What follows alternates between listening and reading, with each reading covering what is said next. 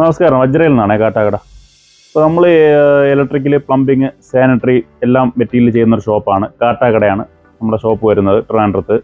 അപ്പോൾ നമ്മളെ കസ്റ്റമേഴ്സ് എന്തെങ്കിലും ഒരു പ്രോഡക്റ്റ് നമ്മുടെ അടുത്ത് കംപ്ലയിൻറ്റ് ആദ്യം ഇൻഫോം ചെയ്യുമ്പോൾ നമ്മളത് ആദ്യം കമ്പനിക്ക് നമ്മളത് രജിസ്റ്റർ ചെയ്യുന്നുണ്ട്. കസ്റ്റമറുടെ ഫുൾ അഡ്രസ്സ്, അതേപോലെ പിൻകോഡ്, മൊബൈൽ നമ്പറൊക്കെ വെച്ച് നമ്മൾ രജിസ്റ്റർ ചെയ്യാറുണ്ട്. ഇത് രജിസ്റ്റർ ചെയ്തതിന് ശേഷം തന്നെ നമ്മൾ ഫീഡ്ബാക്കിന് വേണ്ടി 2 അല്ലെങ്കിൽ 3 ദിവസം കഴിഞ്ഞ് കസ്റ്റമറെ വിളിക്കുമ്പോൾ നമ്മൾ ചില കസ്റ്റമേഴ്സിൻ്റെ നമുക്ക് കിട്ടുന്ന റിപ്ലൈ എന്ന് വെച്ചാൽ കംപ്ലയിൻറ്റ് സോൾവ് ആക്കിയിട്ടില്ല എന്നുള്ളതാണ്. ഓക്കെ, അപ്പോൾ അത് എന്താണെന്നുള്ളത് ഞാൻ പറഞ്ഞുതരാം. നമ്മൾ ഇതേ സമയം തന്നെ കമ്പനിയിൽ വിളിച്ച ആ ഒരു കംപ്ലയിൻറ്റിനെ പറ്റി എന്താണെന്നുള്ളത് നമ്മൾ അന്വേഷിക്കുമ്പോൾ നമുക്ക് അവിടെ നിന്ന് കിട്ടുന്ന റിപ്ലൈ എന്ന് വെച്ചാൽ കംപ്ലയിൻറ്റ് ഫുള്ള് സോൾവ് ആക്കിയിട്ടുണ്ട്, ക്ലോസ് ചെയ്തിട്ടുണ്ട് എന്നുള്ളതാണ്. കാരണം അത് എന്താണെന്നുള്ളത് ഞാൻ പറഞ്ഞുതരാം. കാരണം ഈ കമ്പനിക്ക് നമ്മൾ ആദ്യം രജിസ്റ്റർ ചെയ്യുമ്പോൾ കസ്റ്റമറുടെ നമ്പറിലോട്ട് ഒരു OTP പോകാറുണ്ട്.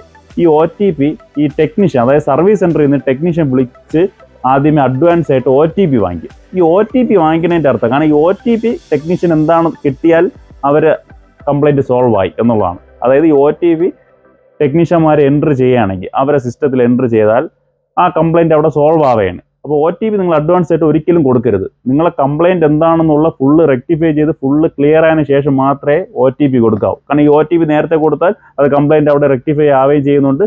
ആ റെക്ടിഫൈ ആവുന്ന കംപ്ലയിൻറ്റിൻ്റെ എത്രയാണ് സർവീസ് ചാർജ് എന്നുള്ളത് കമ്പനിയിൽ നിന്ന് ഈ ടെക്നീഷ്യന്മാർക്ക്, അതായത് സർവീസ് സെൻ്ററുകാർക്ക് കിട്ടും.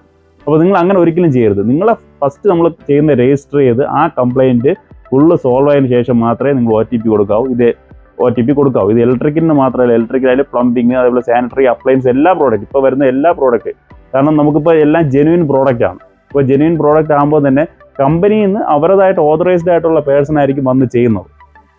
ഓക്കെ, അപ്പോൾ അതുകൊണ്ട് നമുക്ക് സെപ്പറേറ്റ് ആയിട്ട് ലോക്കലിൽ നിന്ന് ഒരാളെ വെച്ച് സർവീസ് ചെയ്യേണ്ട ആവശ്യമൊന്നുമില്ല. അതിപ്പോൾ വാറണ്ടി പീരീഡ് കഴിഞ്ഞാലും വാറണ്ടി പീരീഡ് ഉള്ള സമയത്താണെങ്കിലും നമുക്ക് കമ്പനി സർവീസ് സപ്പോർട്ട് കിട്ടുന്നതാണ്. പക്ഷേ ഈ OTP നിങ്ങൾ കൊടുക്കരുത്. ഈ OTP കൊടുക്കാതെ ഇരിക്കുന്ന സമയം വരെ 100% ഷുവറാണ് അവർ നിങ്ങൾ ആ സൈറ്റിൽ വന്ന് അറ്റൻഡ് ചെയ്യുകയും ചെയ്യും. കംപ്ലയിൻറ്റ് എന്താണെന്നുള്ളത് നിങ്ങൾക്ക് റെക്ടിഫൈ ചെയ്ത് തരുകയും ചെയ്യും. പക്ഷേ OTP കൊടുത്താൽ അവിടെ കംപ്ലയിൻറ്റ് ക്ലോസ് ആവുകയാണ്. അതുകൊണ്ട് ഒരിക്കലും OTP അഡ്വാൻസ് ആയിട്ട് കൊടുക്കരുത്.